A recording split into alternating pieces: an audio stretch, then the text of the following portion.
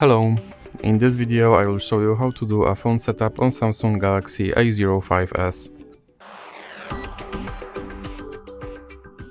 So you have to start by clicking this blue button right here, and now you can choose your region and you can click next.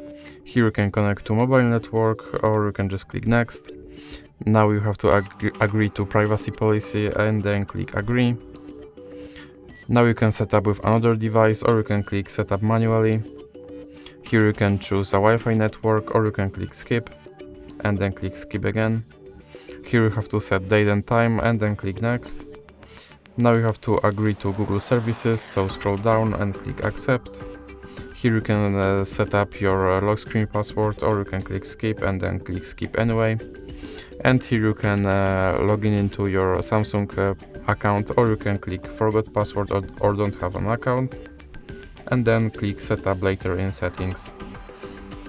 Now scroll down and click skip.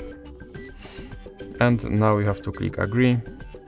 And now you have to choose your display mode between light and dark. And then click next. And now click finish. And your phone is now set up and ready to use. So that's it for this video. If you liked it, please remember to leave like and subscribe.